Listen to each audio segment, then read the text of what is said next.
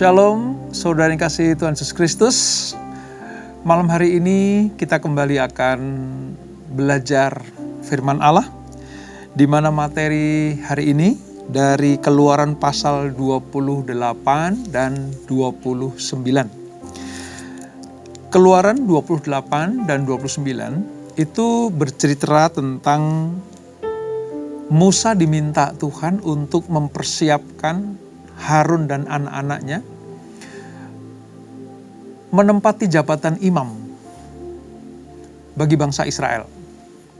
Nah, kelengkapan apa yang harus dipersiapkan Musa untuk pentahbisan Harun dan anak-anaknya sebagai imam besar dan pelayan-pelayan Tuhan di dalam kemah suci, tempat di mana Tuhan bertemu dengan orang-orang Israel, umat pilihannya. Kita akan membaca beberapa ayat firman Tuhan dari pasal 28 dan 29 ini. Namun terlebih dahulu, mari kita minta terang Roh Kudus, minta tuntunan Tuhan supaya apa yang kita pelajari persis seperti apa yang Tuhan mau. Kita hampiri Dia, kita rendahkan hati kita di hadapan Tuhan. Kita tinggikan namanya.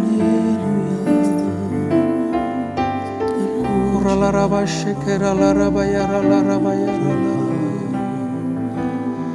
Inamataka yaralaraba yaralaraba yaralaraba yaralaraba. Haleluya. Syukur bagimu Tuhan. Urapi kami Tuhan. Hiralaraba yaralaraba yaralaraba.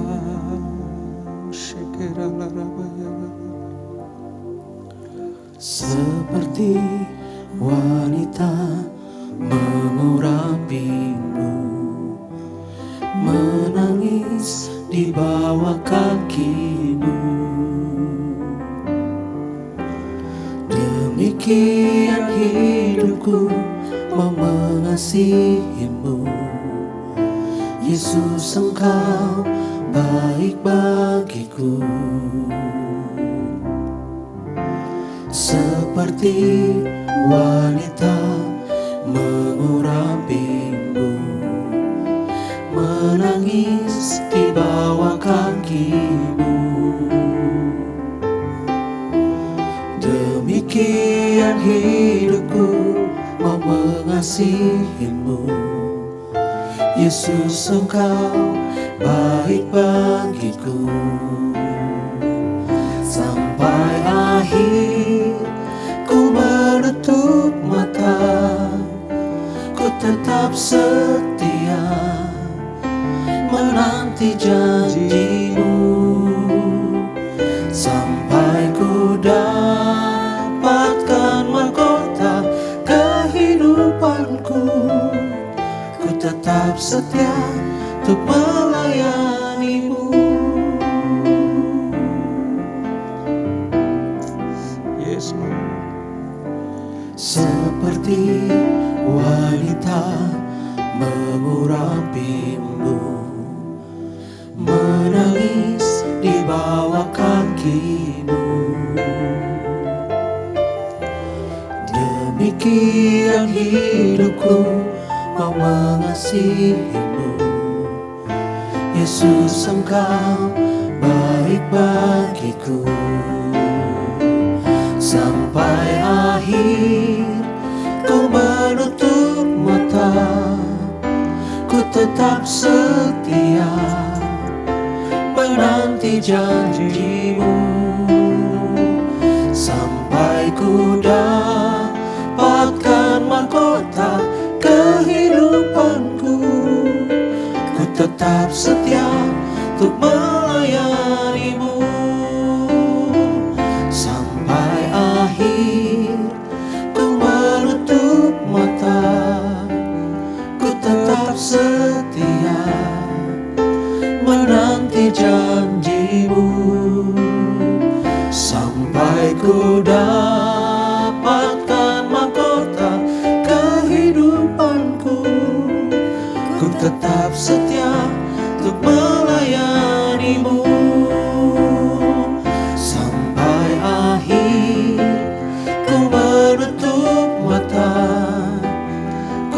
tetap setia menanti janjimu sampai ku dapatkan mahkota kehidupanku. Ku tetap setia untuk melayanimu. Ku tetap setia untuk melayanimu. Ku tetap setia untuk melayanimu. Ini kami Tuhan, sampai kami menutup mata, kami mau setia kepadamu, melayani Engkau seperti yang sudah Kau tetapkan dalam hidup kami.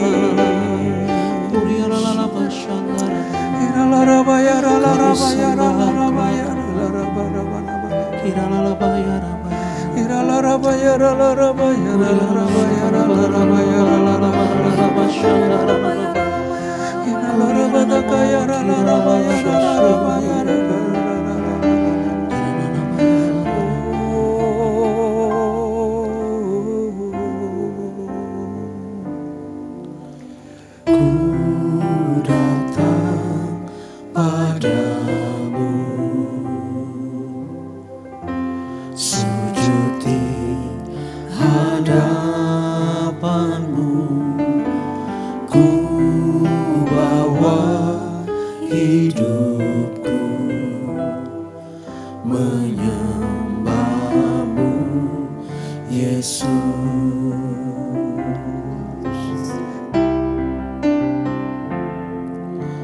Ku datang padamu, Kami sujud di hadapan-Mu, Yesus. sujud di hadapanmu.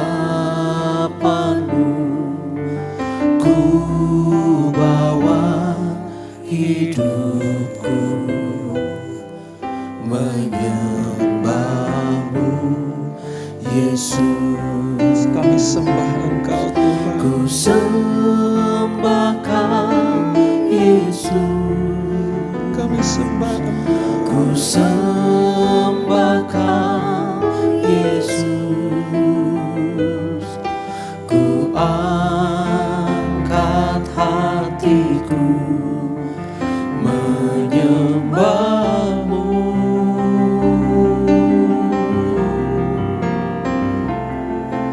Ku sembah Kau, Yesus. Ku sembah Kau, Yesus. Ku angkat tanganku menyembahmu. Kami datang menghampiri tahta-Mu yang kudus ya Tuhan. Ku datang padamu, Kami sujud di hadapan-Mu. sujud di hadapanmu. Kami bawa seluruh hidup kami ke dalam tangan-Mu. Bawa hidupku Dan kami menyembah satu-satunya Allah. menyembahmu, Yesus. Ku sembah Kau, Yesus. Ku sembah Kau, Yesus. Ku angkat hatiku menyembahmu.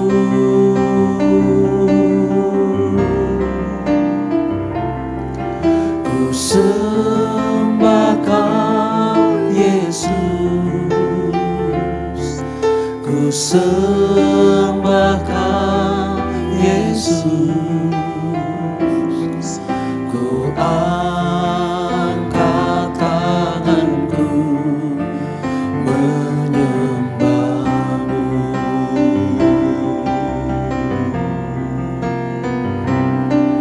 Ku sembahkan Yesus, ku sembahkan Yesus,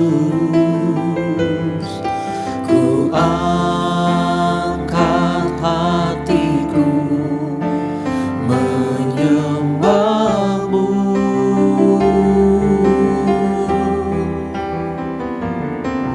ku sembahkan Yesus, ku sembahkan Yesus, ku angkat tanganku menyembahmu,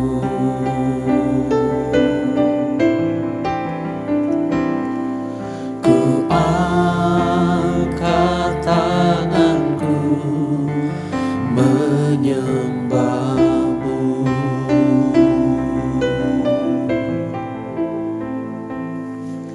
Ku angkat tanganku menyembahmu.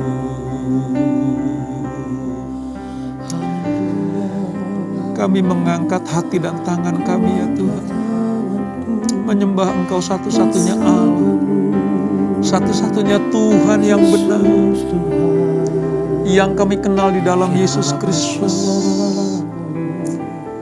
Terima kasih Bapa. Terima kasih untuk hadirat-Mu yang menyembuhkan, hadirat-Mu yang menguatkan, hadirat-Mu yang memberkati kami semuanya. Tiba saatnya kami akan belajar firman-Mu. Mari Roh Kudus urapi kami. Ajar kami mengerti setiap kehendak Allah untuk kami lakukan dalam hidup kami. Jamah kami Tuhan, jamah kami. Roh Kudus, bekerjalah. Kami siap dibentuk menjadi bencana yang indah. Di dalam nama Yesus, mari yang siap belajar firman Tuhan, mari sama-sama kita katakan amin, amin. Pembelajaran kita sampai kepada Keluaran pasal 28 dan kita gabung menjadi satu dengan pasal 29. Mengenai pakaian imam dan pentahbisan Harun. Saudara, apa perlunya atau apa pentingnya kita belajar tentang pakaian imam dan nanti sampai kepada pentahbisan Harun? Perlu kita ketahui bahwa Allah yang memimpin bangsa Israel keluar dari Mesir supaya bangsa Israel, umat pilihannya, anak-anaknya ini masuk ke tanah perjanjian, tanah yang penuh dengan susu dan madu, tanah yang dijanjikan Allah, dikeluarkan dari perbudakan untuk diangkat jadi anaknya, umatnya yang terberkati. Allah menetapkan sebuah aturan-aturan. Sejak dari Gunung Sinai, di mana Tuhan memberikan perintah-perintah hukum-hukumnya kepada bangsa Israel lewat Musa, maka Harun dan anak-anaknya yang sudah ditetapkan dan dipilih oleh Tuhan untuk menjadi keluarga imam, mereka harus mempersiapkan diri dengan baik. Sebab apa saudara? Sebab hubungan antara Allah Israel dengan umatnya, yaitu umat Yahudi, umat Israel, itu bukan hanya sekedar hubungan antara manusia dengan Allah yang akan menurunkan berkat-berkat jasmani saja. Tetapi dalam hubungan yang luar biasa ini saudara, Tuhan ingin juga bangsa Israel memiliki kehidupan rohani yang benar. Memiliki kehidupan iman yang benar. Oleh sebab itu, Musa yang memimpin ya secara kebangsaan Israel ini, tetapi dalam hal keimanan, iman bangsa Israel, maka Harun dan anak-anaknya itu yang terpilih. Walaupun nanti firman datang kepada Musa lalu sampaikan kepada Harun, tetapi jabatan keimaman itu jatuh ke Harun. Nah, oleh sebab itu, pada waktu itu, untuk bisa melakukan tugas-tugas keimaman, maka Harun harus diberikan sebuah jubah sebagai tanda legalitas imam, sebagai tanda kebesaran imam, bahwa Harun dan anak-anak hanya yang boleh melayani Tuhan di dalam kemah suci yang Tuhan perintahkan untuk didirikan. Di mana Harun ya bukan hanya secara rohani saja dibekali, tetapi juga secara jasmani. Yang membedakan antara umat dan imam itu juga harus dipersiapkan. Nah, dalam hal ini adalah pakaian imam, saudara. Itu lambang dari keagungan, lambang dari kebesaran yang dari Tuhan disampaikan kepada umatnya lewat Harun dan anak-anaknya. Oleh sebab itu, mari kita baca beberapa ayat ya, tidak semua ayat kita baca. Sebagai pengantar kita buka di dalam Keluaran 28 ayat 1 sampai dengan ayat yang ketiga. Perjanjian Lama halaman sekitar 89. Demikian firman Tuhan, Keluaran 28. Mengenai pakaian imam. Engkau harus menyuruh abangmu Harun bersama-sama dengan anak-anaknya datang kepadamu dari tengah-tengah orang Israel untuk memegang jabatan imam bagiku. Harun dan anak-anak Harun, yakni Nadab, Abihu, Eleazar, dan Itamar. Haruslah engkau membuat pakaian kudus bagi Harun, abangmu, sebagai perhiasan kemuliaan. Saudara perhatikan itu. Jadi bukan hanya jabatan yang melekat pada diri Harun dan anak-anaknya, tapi juga pakaian yang akan membedakan antara umat dan pemimpin agama pada waktu itu. Ya, jadi ini perhiasan kemuliaan. Ayat 3. Haruslah engkau mengatakan kepada semua orang yang ahli yang telah kupenuhi dengan roh keahlian, membuat pakaian Harun untuk menguduskan dia, supaya dipegangnya jabatan imam bagiku. Ini saudara, atribut keimaman Harun itu bisa terlihat di dalam pakaian yang sedang dikenakannya. Dan terhadap pakaian yang dikenakan Harun, Allah tidak main-main. Allah tidak main-main. Dari sini kita belajar. Dari segi apapun juga, selama itu hubungannya dengan Tuhan dan umatnya. Selama itu tentang kemah suci. Selama itu tentang cara-cara menghampiri Allah dalam pujian dan penyembahan. Bahkan urusan atribut sekalipun, urusan pakaian sekalipun, Tuhan tetap mau yang terbaik. Terbukti di ayat yang kedua tadi dikatakan, haruslah engkau membuat pakaian kudus bagi Harun abangmu sebagai perhiasan kemuliaan. Perhiasan kemuliaan. Karena apa saudara? Karena Harun itu representatif dari Tuhan kepada umat dan dari umat kepada Tuhan. Tidak mudah saudara. Tidak gampang untuk menjabat imam seperti Harun dan anak-anaknya. Sampai-sampai Allah harus mempersiapkan dengan baik. Sampai-sampai Allah harus mendandani, Allah harus memperlengkapi Harun dan anak-anaknya supaya kehidupan, pelayanan, pekerjaan sebagai imam besar pada waktu itu berkenan kepada Tuhan. Dan luar biasanya lagi di ayat yang ketiga, haruslah engkau mengatakan kepada semua orang yang ahli. Yang ahli. Kata yang ahli di sini artinya yang betul-betul memang menguasai bidangnya untuk mempersiapkan. Mungkin menjahitnya, mungkin memasang atribut pakaian imam, itu yang ahli. Yang tidak diperkenankan. Ya.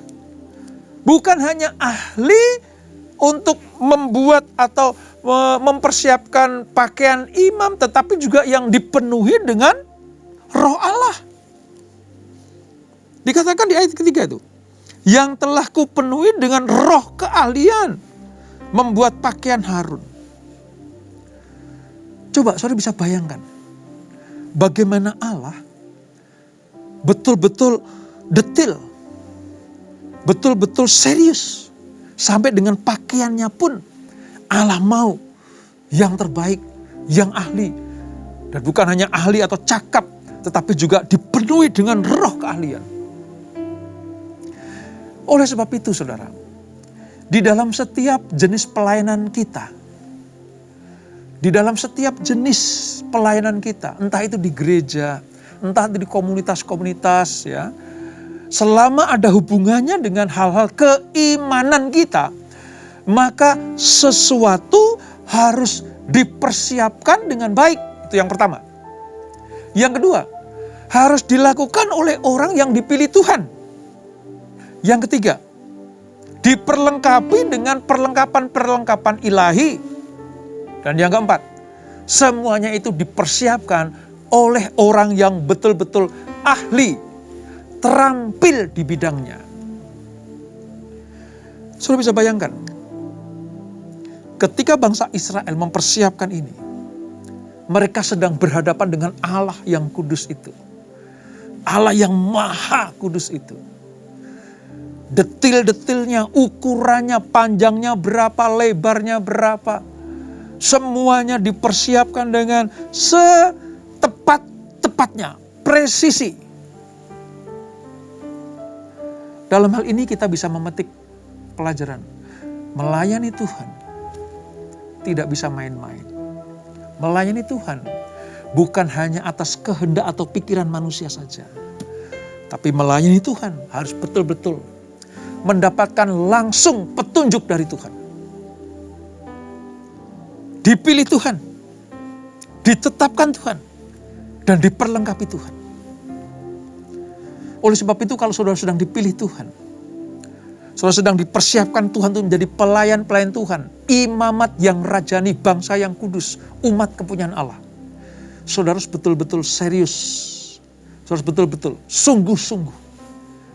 Kalau dari pihak Allah sungguh-sungguh, maka dari pihak kita juga merespon dengan sungguh-sungguh juga.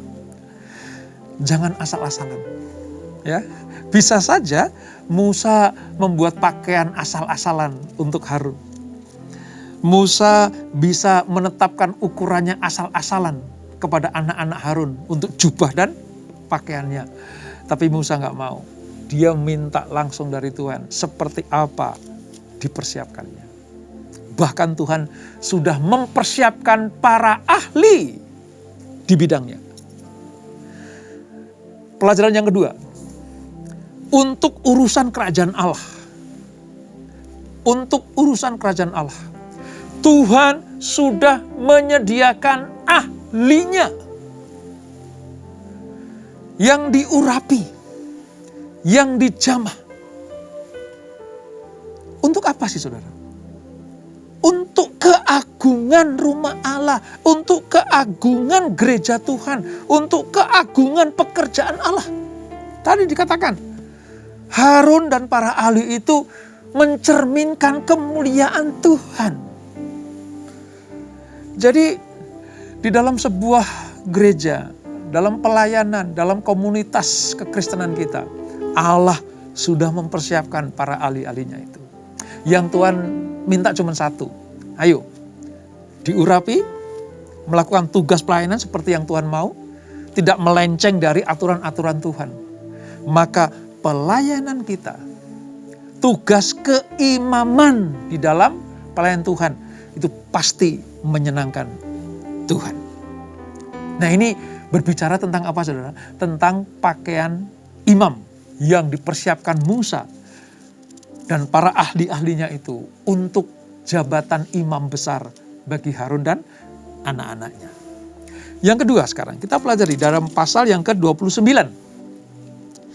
Mengenai pentahbisan Harun dan anak-anaknya. Ini ada sekitar 37 ayat ya, tetapi saya akan rangkum dari ayat 1 sampai dengan ayatnya yang ketiga. Ya, perhatikan baik-baik saudara. Keluaran 29 ayat 1 sampai 3. mengenai pentahbisan Harun dan anak-anaknya. Setelah pakaian tadi dipersiapkan dengan baik, selesai, lalu ini perintah Tuhan. Inilah yang harus kau lakukan kepada mereka, yaitu Harun dan anak-anaknya, untuk menguduskan mereka, supaya mereka memegang jabatan imam bagiku. Ambillah seekor lembu jantan muda dan 2 ekor domba jantan yang tidak bercela, roti yang tidak beragi dan roti bundar yang tidak beragi, yang diolah dengan minyak, dan roti tipis yang tidak beragi, yang diolesi dengan minyak. Dari tepung gandum yang terbaik, haruslah kau buat semuanya itu. Kau taruhlah semuanya dalam sebuah bakul, dan kau persembahkanlah semuanya dalam bakul itu. Demikian juga lembu jantan dan kedua domba jantan itu. Saudara lihat, untuk urusan pakaian imam, seperti yang saya jelaskan tadi, seperti yang kita pelajari tadi, Allah detil dipersiapkan oleh para ahlinya. Nah, setelah atribut selesai, setelah jubah selesai, Allah memerintahkan kepada Musa untuk apa? Untuk mentahbiskan Harun. Tapi sebelum mereka resmi menjadi imam-imam bagi bangsa Israel, harus ada persembahan. Tujuannya apa? Untuk menguduskan Harun dan anak-anaknya. Inti dari pasal 29 dari kitab Keluaran adalah pengudusan para imam sebelum melakukan tugas-tugasnya. Ada sebuah upacara atau inaugurasi. Bagaimana Musa harus menumpangkan tangan atas Harun, memberkati mereka, menguduskan mereka untuk memegang jabatan imam bagi Tuhan. Pakaiannya saja nggak boleh main-main, saudara. Apalagi yang memakai. Atribut keimaman saja itu nggak boleh sembarangan. Apalagi yang mengenakannya. Allah betul-betul serius mempersiapkan masalah iman bangsa Israel, masalah kepercayaan bangsa Israel, masalah penyembahan, masalah ibadah, masalah korban-korban yang akan diunjukkan kepada Tuhan. Allah mempersiapkan dengan luar biasa. Oleh sebab itu, mari, hai para imam-imam Allah, orang-orang yang ditunjuk Tuhan, yang dipilih Tuhan, ditetapkan Tuhan untuk menjadi pelayannya. Bukan hanya atributnya yang kita persiapkan. Bukan hanya pakaian yang bisa kelihatan mata ini saja yang kita persiapkan dengan baik. Tetapi kehidupan, hati, pikiran, jiwa dan rohnya itu betul-betul harus kudus, benar di hadapan Tuhan. Nanti pada perjalanan ke depan, saudara, Imam Harun dan anak-anaknya itu ada beberapa kali melakukan pelanggaran-pelanggaran. Ya, nanti akan ada kisah tentang apa? Api asing gitu ya, api asing dipersembahkan sehingga Allah marah sampai harus membunuh anak Harun. Nanti kita akan pelajari itu. Dari situ kita bisa melihat bagaimana tuntutan Allah kepada para imam itu lebih tinggi daripada kepada umat. Oleh sebab itu mereka harus betul-betul pada posisi kudus, pada posisi dibenarkan, pada posisi dilayakkan, pada posisi diperbolehkan Tuhan untuk melayani Allah dan umatnya. Oleh sebab itu, tahap pertama bagi Harun dan anak-anak harus dikuduskan. Dengan cara apa? Ada persembahan, ada mezbah persembahan yang harus dikeluarkan dari binatang lembu dan kambing domba itu lewat darahnya. Ingat saudara, setiap kita belajar di dalam perjanjian lama tentang darah korban, itu artinya kekudusan, pengudusan, dan penghapusan segala kesalahan. Ada korban yang disembelih, darahnya itu ditampung, lalu dipercikkan, itu lambang pengudusan, lambang pembenaran, kelayakan, supaya apa? Ada pengampunan atas dosa-dosa dan kesalahan. Saudara bisa bayangkan, seorang Harun dan anak-anaknya yang akan menjadi perantara bagi umat Allah dengan Allah, mereka harus pada posisi yang kudus. Ini manusia biasa, Harun itu manusia biasa, anak-anaknya juga manusia biasa. Ya. Makanya dia perlu dikuduskan sebelum memimpin upacara pengudusan. Karena nanti setelah Harun dan anaknya bertugas menjadi imam di kemah suci, nanti Harun dan anak-anaknya yang diizinkan Tuhan ada di lingkungan dalam kemah suci itu. Yang menyembelih, yang menampung darah korban, memercikkan entah di ruang maha kudus maupun di mezbah-mezbah. Itu dilakukan oleh Harun dan anak-anaknya. Tapi sebelumnya dia harus pada posisi suci, kudus, dan dibenarkan. Ini saudara. Pelajaran yang dapat kita petik dari ini adalah kalau saudara sudah dipilih Tuhan, sudah diangkat Tuhan menjadi alat kemuliaan Tuhan, sudah ditetapkan menjadi pelayan-pelayan Tuhan, ya, ingat, bukan hanya atributnya saja yang harus benar-benar layak di hadapan Tuhan, tapi juga dalemannya, artinya hati, jiwa saudara, pikiran saudara, perkataan saudara, bahkan tingkah laku kita juga perlu dikuduskan Tuhan. Dan hari ini kita belajar dari Keluaran pasal yang ke-28 dan 29. Baik pakaian maupun yang memakainya harus kudus di hadapan Tuhan. Nanti pada perjanjian baru, semuanya ini terwakili oleh Tuhan Yesus Kristus. Dia imam besar sekaligus korbannya. Pakaian keimaman Yesus tidak seperti yang dikenakan oleh Harun memang. Tidak seperti yang dikenakan oleh Harun. Tetapi fungsi pelayanannya itu menyempurnakan pelayanan Harun dan anak-anaknya. Kalau pada posisi Harun kan harus ada korban yang disembelih. Bukan Harun dan anaknya yang disembelih. Tapi kambing, lembu, sapi disembelih.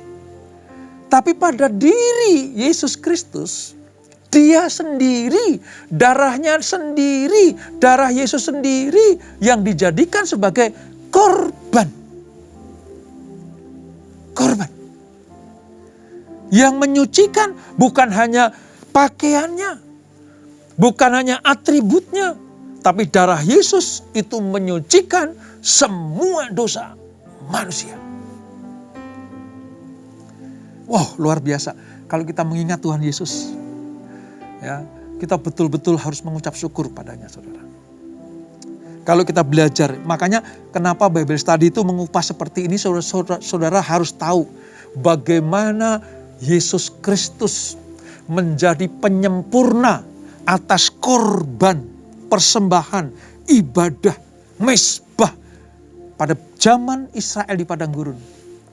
Kalau kita hidup sekarang ini, pada zaman anugerah ini, kita tidak perlu mempersiapkan jubah seperti yang Harun miliki. Kita tidak perlu menyembelih anak kambing domba, lembu sapi, burung tekukur. Sebab semuanya terwakili oleh Tuhan Yesus. Oleh sebab itu, cintai Yesus. Cintai Yesus, kasihi Dia, hormati, mengucap syukurlah atas karya-karya keselamatan lewat Tuhan Yesus. Maka kita akan dilayakkan. Kita akan diberikan kesempatan kepada Tuhan. Untuk apa? Untuk menikmati hadirat, berkat, dan jamahan kasih-Nya. Hari ini kita belajar, yuk selain pakaian yang kita miliki harus benar, sopan ya saudara. Zaman sekarang ini harus sopan, benar ya. Lalu mencerminkan naturnya Allah gitu ya. Bukan hanya pakaian saja, tapi juga tingkah laku kita, perbuatan kita, pikiran kita, pelayanan kita semuanya harus mempermuliakan nama Tuhan. Karena seperti Harun disebut sebagai imam bagiku, kata Tuhan. Demikianlah kita semuanya imam bagi Tuhan di masa-masa perjanjian baru ini.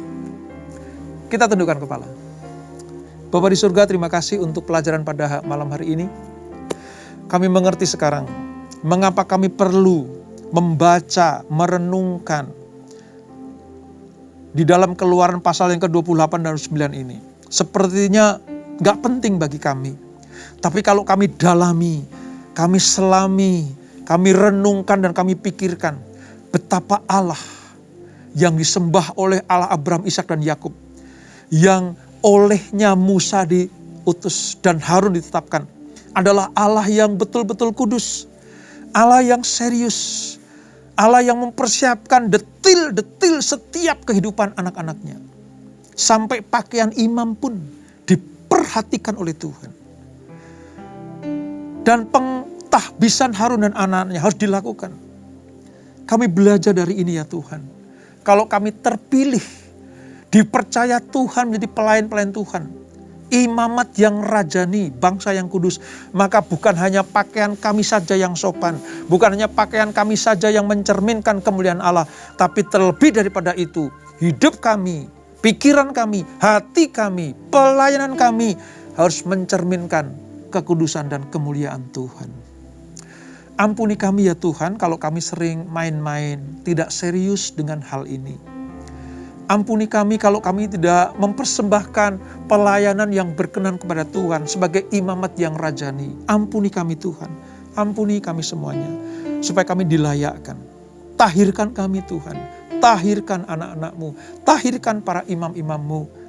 Biarlah berkat Allah turun atas kehidupan kami. Berkati anak-anak-Mu, berkati keluarga demi keluarga.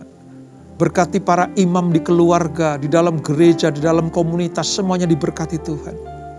Berkati para pemimpin kami, berkati para imam-imam yang di atas kami, semuanya diberkati Tuhan. Terima kasih Bapa, kami percaya umat yang Kau kasihi selalu melakukan apa yang Tuhan perintahkan dan selalu mendapatkan rahmat, anugerah, dan kasih setia dari Tuhan Yesus Kristus. Sebelum kami berpisah, kami siapkan hati kami terima berkat yang daripada-Mu. Kekasih Kristus arahkan hatimu kepada Tuhan. Terimalah berkat kasih anugerah dari Allah Bapa yang berlimpah-limpah di dalam anaknya yang tunggal Tuhan Yesus Kristus. Dan persekutuan yang manis dalam Roh Kudus menyertai kita semuanya.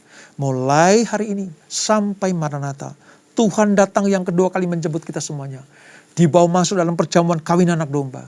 Menikmati kemuliaan kekal sampai selama-lamanya.